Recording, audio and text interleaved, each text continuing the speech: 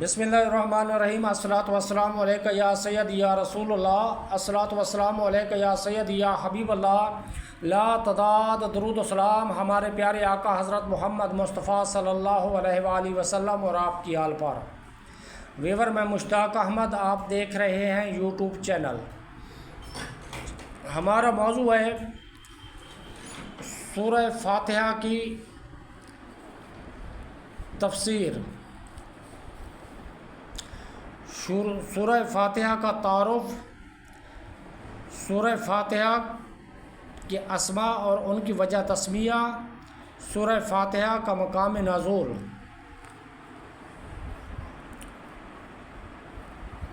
سورہ فاتحہ کا مقام نزول اکثر علماء کے نزدیک سورہ فاتحہ مکہ مکرمہ میں نازل ہوئی ہے۔ امام مجاہد رحمہ اللہ تعالیٰ علیہ فرماتے ہیں کہ سورہ فاتحہ مدینہ منورہ میں نازل ہوئی ہے، اور ایک قول یہ ہے کہ سورہ فاتحہ 2 مرتبہ نازل ہوئی، ایک مرتبہ مکہ مکرمہ میں اور دوسری مرتبہ مدینہ منورہ میں نازل ہوئی۔ رکوع اور آیات کی تعداد، اس صورت میں 1 رکوع اور 7 آیتیں ہیں۔ سورہ فاتحہ کے اسماء اور ان کی وجہ تسمیہ، اس صورت کے متعدد نام ہیں اور ناموں کا زیادہ ہونا اس کی فضیلت اور شرف کی دلیل ہے۔ اس کے مشہور 15 نام یہ ہیں۔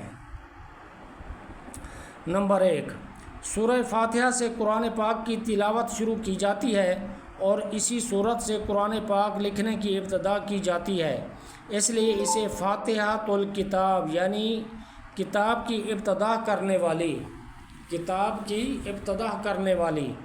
نمبر 2، اس صورت کی ابتدا الحمدللہ سے ہوئی، اس مناسبت سے اسے سورۃ الحمد یعنی وہ صورت جس میں اللہ تعالیٰ کی حمد بیان کی گئی ہے کہتے ہیں۔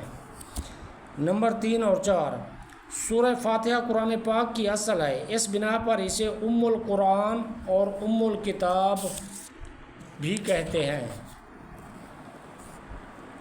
نمبر 5، یہ صورت نماز کی ہر رکعت میں پڑھی جاتی ہے، یا یہ صورت 2 مرتبہ نازل ہوئی ہے، اس وجہ سے اسے سبع المثانی یعنی بار بار پڑھی جانے والی یا 1 سے زائد مرتبہ نازل ہونے والی 7 آیتیں کہا جاتا ہے۔ نمبر 6 تا 8، دین کے بنیادی امور کا جامع ہونے کی وجہ سے سورۃ الفاتحہ کو سورۃ الکنز، سورۃ الوافیہ اور سورۃ الکافیہ کہتے ہیں۔ نمبر 9 اور 10، شفا کا باعث ہونے کی وجہ سے اسے سورۃ الشفاء اور سورۃ الشافیہ کہتے ہیں۔ نمبر 11 تا 15، دعا پر مشتمل ہونے کی وجہ سے اسے سورۃ الدعاء، سورۃ التعلیم المسئلہ، سورۃ السؤال، سورۃ المناجاہ اور سورۃ التفویض بھی کہا جاتا ہے۔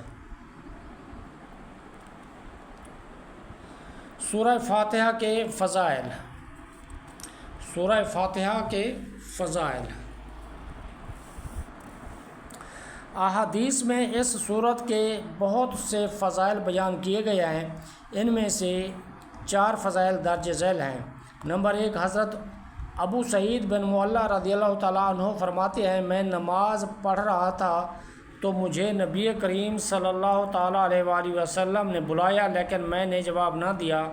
جب نماز سے فارغ ہو کر بارگاہ رسالت صلی اللہ تعالیٰ علیہ وآلہ وسلم میں حاضر ہوا تو میں نے عرض کی، یا رسول اللہ صلی اللہ تعالیٰ علیہ وآلہ وسلم، میں نماز پڑھ رہا تھا۔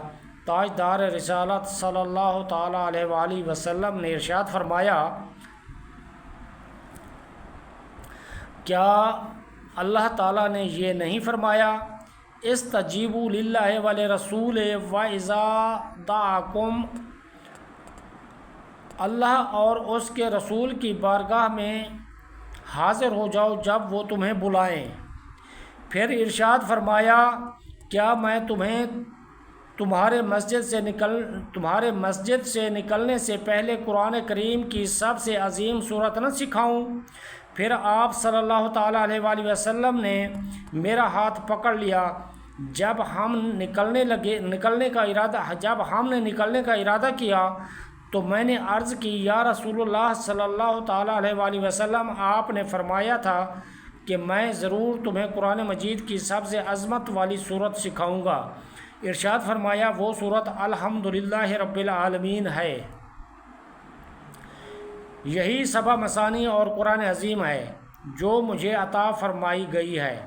حضرت عبداللہ بن عباس رضی اللہ تعالیٰ عنہ فرماتے ہیں، ایک فرشتہ آسمان سے نازل ہوا اور اس نے سید المرسلین صلی اللہ تعالیٰ علیہ وآلہ وسلم کی بارگاہ میں سلام پیش کر کے عرض کی، یا رسول اللہ صلی اللہ تعالیٰ علیہ وآلہ وسلم، آپ کو ان دو نوروں کی بشارت ہو جو آپ کے علاوہ اور کسی نبی کو عطا نہیں کیے گئے، اور وہ دو نور یہ ہیں: نمبر 1 سورہ فاتحہ، نمبر 2 سورہ بقرہ کی آخری آیتیں۔